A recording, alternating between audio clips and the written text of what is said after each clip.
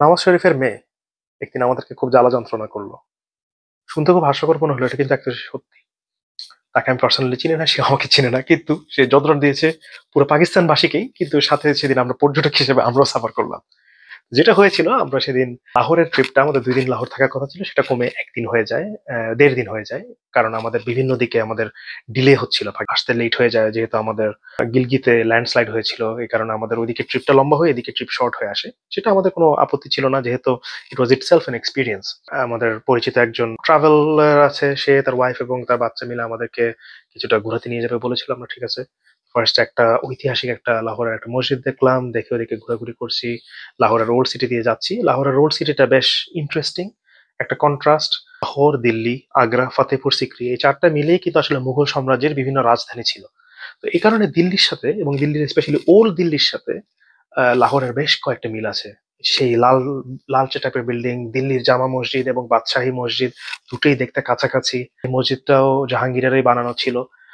Overall atmosphere এবং cultural অনেক মিল আছে দিল্লির সাথে। ডিফারেন্স কিছু ছিল যে লাহোরের ওল্ড সিটিটা একটু separated from the rest of the city, যার কারণে আর একটু পরিষ্কার পরিচ্ছন্ন, মানুষের ঘনবসতি আর একটু কম।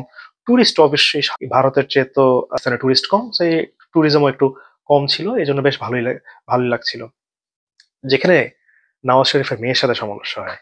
মারিয়াম নওয়াজ হচ্ছে এখন পাঞ্জাবের মুখ্যমন্ত্রী। সেদিন সে নতুন স্কিম উদ্বোধন করছে। স্কিমটা কি, যে তারা একটা নতুন প্রি হসপিটাল সার্ভিস করবে, এবং ভেরি ইন্টারেস্টিং। আমি একজন ইমার্জেন্সি মেডিসিন ডাক্তার হিসেবে আমার খুব ইন্টারেস্টিং লাগছিল। তারা একটা অ্যাম্বুলেন্স সার্ভিস চালু করছে, যে খুব স্বল্প দামে, যে ফোন দিলে অ্যাম্বুলেন্স বাসায় চলে আসবে নিয়ে যাওয়ার জন্য, এরকম একটা স্কিম চালু করছিল। সে ওই স্কিমটা চালু করছিল ঠিক লাহোরের সেন্টার থেকে।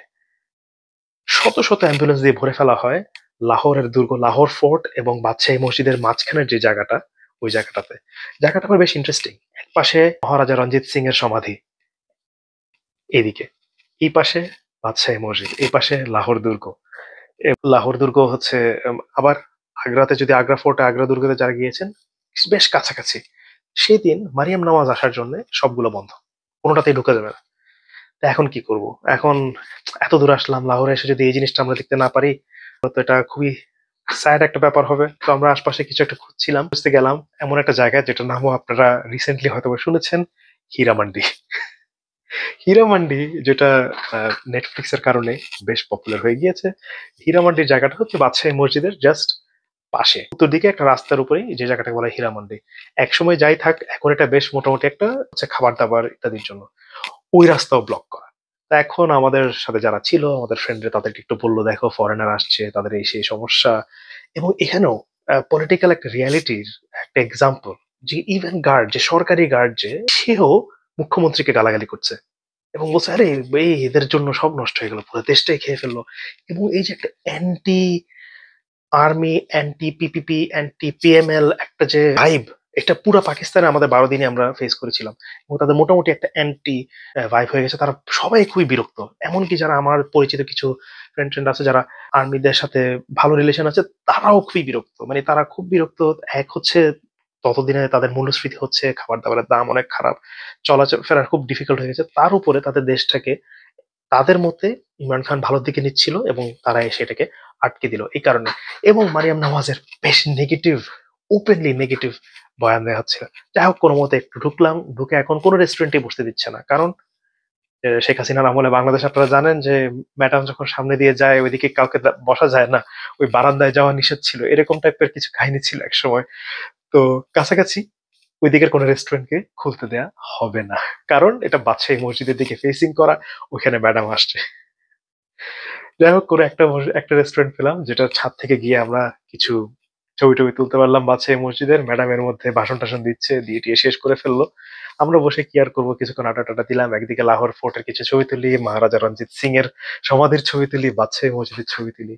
বের হয়ে যাচ্ছি যখন, তখন ফাইনালি একটু জিজ্ঞেস করলাম, আরেকবার ওয়ান লাস্ট টাইম বললাম যে একবার জিজ্ঞেস করে যাই। ততক্ষণে কিন্তু গরম, টেম্পারেচার আবার 36-37 হয়ে গেছে।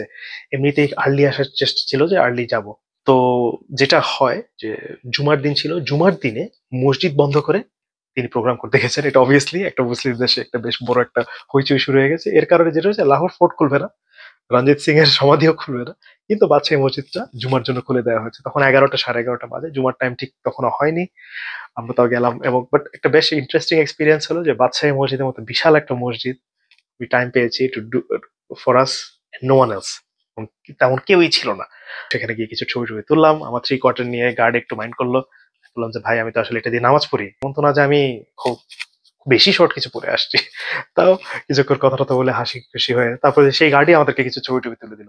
এই ছিল আমাদের লাহোরের এক্সপিরিয়েন্স, যেখানে মারিয়াম নওয়াজ আমাকে কষ্টটা দিয়ে গেল যে আমি লাহোর ফোর্টটা দেখা হয়নি। যেহেতু আগ্রা ফোর্ট দেখেছিলাম, আমি খুব চেয়েছিলাম লাহোর ফোর্টটা দেখতে, যে একজন রাজার জীবনের বিভিন্ন টাইমে সে কিভাবে বিভিন্ন ভাবে, এবং মুঘল সাম্রাজ্যেরও বিভিন্ন টাইমে কিরকম আর্কিটেকচারটা চেঞ্জ হয়, এটা আমি একটু দেখতে চেয়েছিলাম, বাট আনফর্চুনেটলি হয়নি। তারপরে শেষ বিকালটা আমরা ওয়াঘা বর্ডারে, এবং এই ওয়াঘা বর্ডারটা আমি ভারত সাইড থেকেও দেখেছি।